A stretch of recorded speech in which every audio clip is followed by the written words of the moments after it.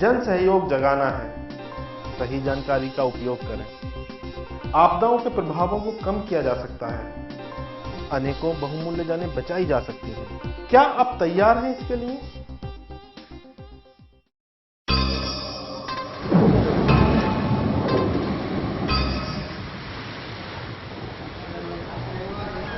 मुखिया जी, आज जिला आपदा प्रबंधन समिति के अधिकारी कब आएंगे? पता नहीं, पर आएंगे जरूर। तब तक मैं आप लोगों को एक और आपदा के बारे में बताता हूँ, जिसे हम भवंडर कहते हैं। ठीक है मुखिया जी। चलो आज हम सब भवंडर से बचने के तरीकों के बारे में जानेंगे। अच्छा कालू, तू ही बता, भवंडर आने का सबसे ज्यादा डर कहाँ है? मैं बताऊं ताऊ जी? हाँ बता बेटी। सबसे ज्यादा डर समुद्री इलाकों में रहता है, जैसे उड़ीसा में आया था। ये तो मैंने स्कूल में पढ़ा है। ये तो बहुत अच्छी बात है, बहुत अच्छा जानती है तू इसके बारे में। और क्या मालूम तुझे? अरे राजकुमार अंकल आ गए। नमस्ते साहब। माफ कीजिएगा, थोड़ी देर हो गई।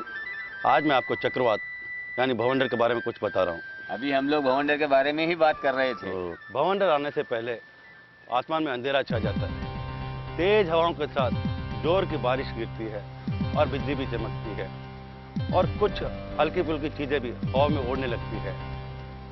चलिए इसकी जानकारी के लिए एक फिल्म देखते हैं।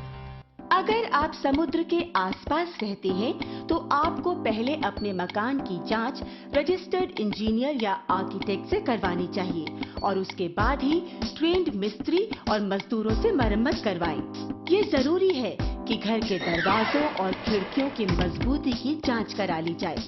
अगर कुछ कमी मिलती है तो उसको तुरंत ही ठीक करवाना चाहिए। और हाँ, घर की छत या आसपास में पड़ी हुई टीन की चादर को भी हटा देना चाहिए।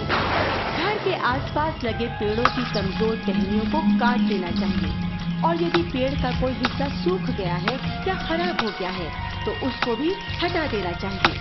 साथ में बैटरी से चलने वाला रेडियो और टॉर्च को चालू हालत में रखना चाहिए। और हाँ, याद रहे कि माचिस की तीली से बत्ती जलाने या रोशनी करने की कोशिश कभी नहीं करें। इससे आग लगने की संभावना बढ़ जाती है। हमेशा टीवी या रेडियो के जरिए ही चक्रवात की ताज़ा जानकारी प्राप्त करें और जब तक स्थानीय प्रशासन घर से बाहर जाने के लिए नहीं कहे तब तक घर में ही रहना चाहिए। और हाँ, घर की बालकनी, दरवाजे या खिड़कियों के आसपास भी खड़े ना हो। छत पर जाना भी खतरनाक साबित हो सकता है। अगर आप समुद्र के आसपास रहते हैं तो भवंडर से बचने के लिए किसी सुरक्षित स्थान को पहले से ही चुन लेना चाहिए। ऐसी हालत में कभी भी घबराना नहीं चाहिए और शांति के साथ सुरक्षित स्थान पर जल्दी से पहुंचना चाहिए। मछुआरे को चक्रवात की जानकारी मिलते ही तुरंत अपने घर की ओर वापस चले जाना चाहिए और अपनी नावों को सुरक्षित स्थान पर कसकर बांध देना चाहिए।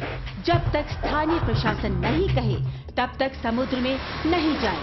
अगर आप घर से बाहर हैं तो पेड़, बिजली के खंभे और कमजोर इमारत के आसपास कभी खड़े ना हो। चक्रवात के बाद बाढ़ आने का खतरा रहता है, इसलिए नदी और ऐसी जगहों से दूर रहे जहां बाढ़ आने का खतरा हो। अब भवंडर के बारे में कुछ पता चला? पता तो चला मुखिया जी, लेकिन एक साथ पूरे गांव में इसकी चेतावनी का पता कैसे चलेगा? हाँ, ये सही बात पूछी। ढोल बजाकर, घंटी बजाकर, लाउड स्पीकर में हम इसकी चेतावनी दे सकते हैं। चेतावनी मिलते ही हमें अपनी सुरक्षित जगहों में चले जाना चाहिए। अरे सर जी, ये तो बड़ी अच्छी जानकारी दी आपने। अगर मैं कहीं ऐसी जगह फंस गया तो सबसे पहले बिल्डिंग में जाकर अपनी जान बचाऊंगा। बिल्कुल ठीक समझे।